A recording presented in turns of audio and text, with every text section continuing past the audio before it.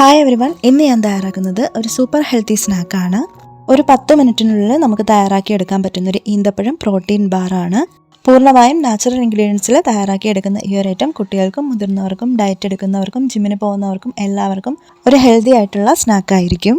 തയ്യാറാക്കുന്നതിന് വേണ്ടിയിട്ട് ആദ്യം തന്നെ 1 കപ്പോളം ഈന്തപ്പഴം കുരുവൊക്കെ കളഞ്ഞ് മിക്സിയുടെ ജാറിൽ ജസ്റ്റ് ഒന്ന് ക്രഷ് ചെയ്തെടുത്ത് മാറ്റി വയ്ക്കണം.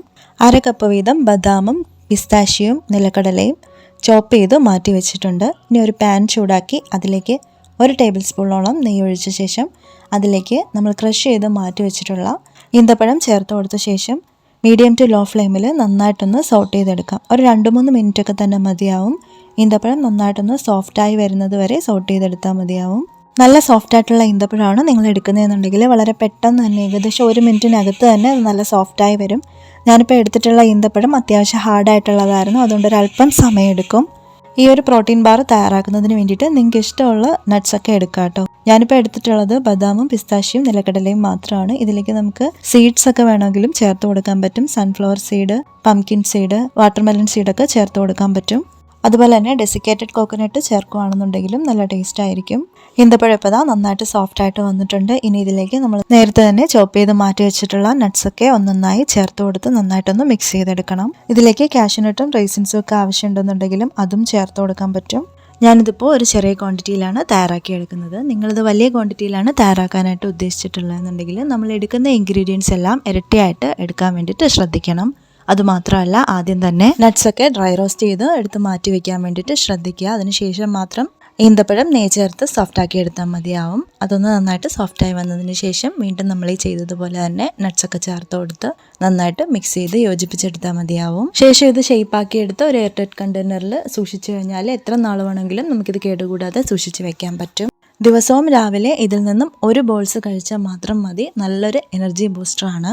മാർക്കറ്റിൽ കിട്ടുന്ന പ്രോട്ടീൻ ബാർസിലെല്ലാം പ്രിസർവേറ്റീവ്സും ആഡഡ് ഷുഗേഴ്സും ഉണ്ടാവും. എന്നാൽ നമ്മൾ ഇതിലേക്ക് നാച്ചുറൽ സ്വീറ്റ്നറായിട്ട് യൂസ് ചെയ്യുന്നത് ഡേറ്റ്സിനെയാണ്. എത്ര പറഞ്ഞാലും തീരാത്ത ഗുണങ്ങളുള്ള ഒരു ഡ്രൈ ഫ്രൂട്ട് തന്നെയാണ് നമ്മുടെ ഈന്തപ്പഴം. അപ്പോൾ ഈന്തപ്പഴം ഡെയിലി കഴിക്കുന്നത് കൊണ്ട് നമുക്ക് ഒരുപാട് ബെനിഫിറ്റ് ഉണ്ടാവും. ഡെയിലി ഒരു 2 ഈന്തപ്പഴമെങ്കിലും കഴിക്കുന്നത് നിങ്ങൾ പതിവാക്കുക. അല്ലാന്നുണ്ടെങ്കിൽ ഇങ്ങനെ ഒരു പ്രോട്ടീൻ ബാർ തയ്യാറാക്കി വെച്ചിട്ട് ഉപയോഗിക്കുകയാണെന്നുണ്ടെങ്കിൽ ഒരുപാട് ആരോഗ്യ പ്രശ്നങ്ങളെ നമുക്ക് ഒരുപാട് കാലത്തേക്ക് അകറ്റി നിർത്താൻ പറ്റും. ഞാനിപ്പോൾ ഇതിലേക്ക് 1 ടേബിൾ സ്പൂൺ നെയ്യ് കൂടെ ചേർത്ത് കൊടുത്ത് നന്നായിട്ടൊന്നുകൂടെ ഒന്ന് മിക്സ് ചെയ്തെടുക്കുന്നുണ്ട്. നെയ്യൊക്കെ നമ്മുടെ ഇഷ്ടാനുസരണം തന്നെ ചേർത്ത് കൊടുക്കാവുന്നതേ ഉള്ളൂ. നെയ്യ് ചേർത്തില്ല എന്നുണ്ടെങ്കിലും കുഴപ്പമൊന്നുമില്ല. ഇനി ഇതിലേക്ക് ഒരു 2 ടേബിൾ സ്പൂൺ വീതം എള്ള് ചേർത്ത് കൊടുക്കുന്നുണ്ട്. ഞാൻ കറുത്ത എള്ളും വെളുത്ത എള്ളും എടുക്കുന്നുണ്ട്. എള്ളൊക്കെ ചേർക്കുമ്പോൾ നമ്മുടെ ഇഷ്ടാനുസരണം തന്നെ ചേർത്ത് കൊടുക്കാം. 1/2 കപ്പ് എള്ള് വേണമെന്നുണ്ടെങ്കിലും ചേർത്ത് കൊടുക്കാം കേട്ടോ. ഫ്ലെയിം എപ്പോഴും മീഡിയം ടു ലോ ആയിരിക്കാൻ വേണ്ടിയിട്ടൊന്ന് പ്രത്യേകം ശ്രദ്ധിക്കണം. ഇനി ഈ എള്ള് കൂടെ ചേർത്തതിന് ശേഷം എല്ലാം കൂടെ നന്നായിട്ടൊന്ന് മിക്സ് ചെയ്തെടുത്താൽ മാത്രം മതിയാവും. എല്ലാം കൂടെ നന്നായിട്ടൊന്ന് മിക്സ് ചെയ്ത് യോജിപ്പിച്ചതിന് ശേഷം നമുക്ക് ഫ്ലെയിം ഓഫ് ചെയ്തൊന്ന് മാറ്റി വയ്ക്കണം.